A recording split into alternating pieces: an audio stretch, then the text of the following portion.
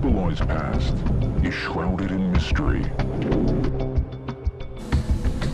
We have experienced curse of the mummies, low production of the agriculture, closed roads, heavy rains for months. When something happens, they know that the spirits of the dead are angry. Yeah. So many questions remain unanswered. How many mummies exist? How were they created?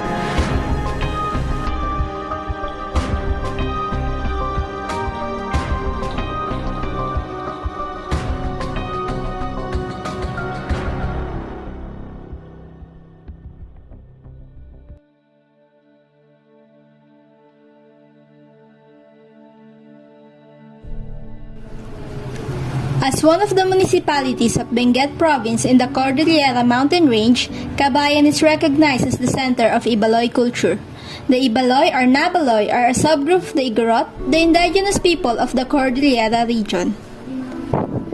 They have a long traditional practice of mummifying their dead through a unique process of mummification. Out of the several ethno-linguistic groups in the Philippines, only the Ibaloy practice mummification and preserving their dead during ancient times. The Cabayan mummies are unique. The bodies were discovered to be in a fetal position and have been dried through smoking and heating. The Cabayan mummy burial caves are officially proclaimed as Philippine National Cultural Treasures under the Presidential Decree No. 374.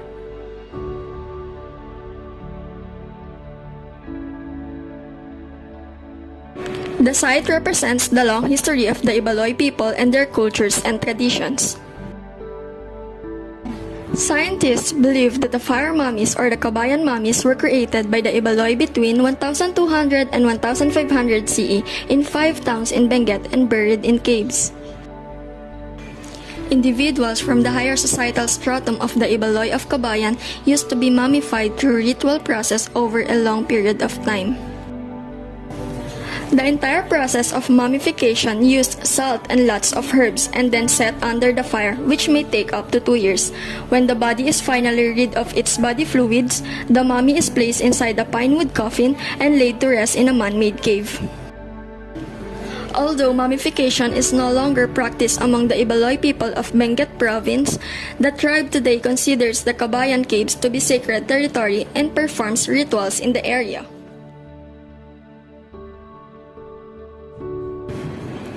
For the challenges of the Cabayan mummy burial caves, the Cabayan mummies remain in natural caves with relatively small security and have been designated as one of the 100 world's most endangered sites.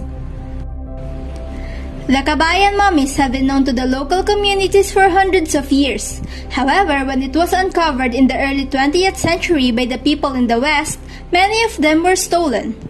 After the continuous logging operations intensified in the area, the location of many caves became well known to the public. Unfortunately, visitors without conscience have been eager to leave their mark, such as placing vandalism on the Cabayan mummies as they take pictures of them. In addition to the man-made problems, many of the caves were plagued by insect infection and fungal growth.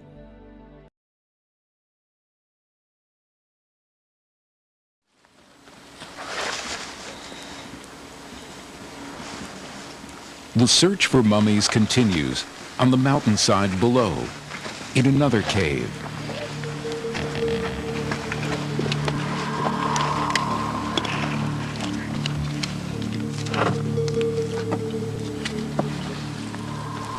This is one of the best preserved of the 32 Philippine mummies Avignon has found so far.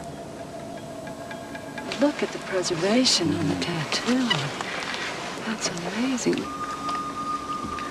Generally in the Ibaloy culture, male who have a high standing in society or he is a tribal chief, they are fully decorated with the tattoo as a symbol of their nobility.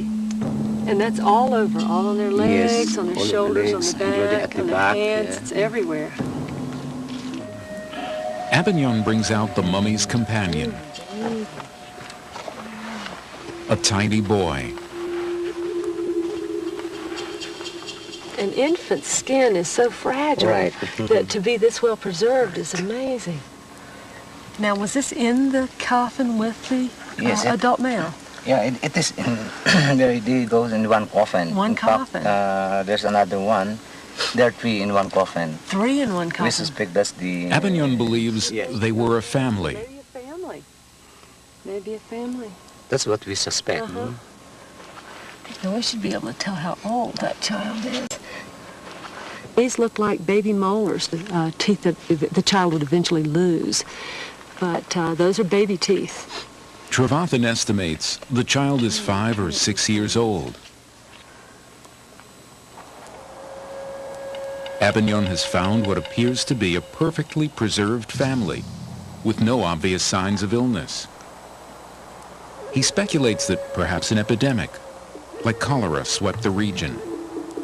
But for now, the cause of their death remains unknown.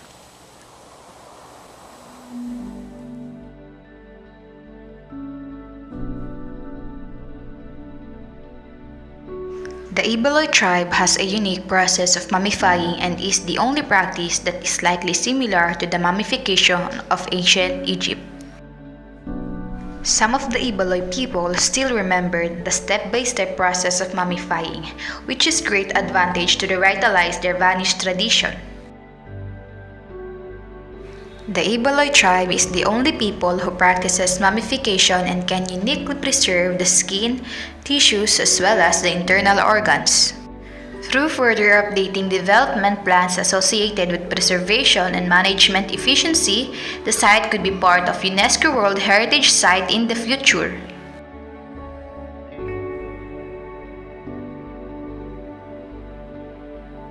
The Kabayan Mummy burial caves should be a part of the UNESCO World Heritage Site to get maximum protection it deserves. The government should emphasize the further development and revitalization of the Kabayan Mummy burial caves. Local government should implement strict rules and regulations that will penalize people who execute major illegal acts such as vandalism, looting, and stealing in the site. The local government as well as the local community should organize a regular clean act drive for the Kabayan Mummy burial caves in order to reduce fungal growth and infection. Public education should be provided for the local communities about the preservation and maintenance of the burial site.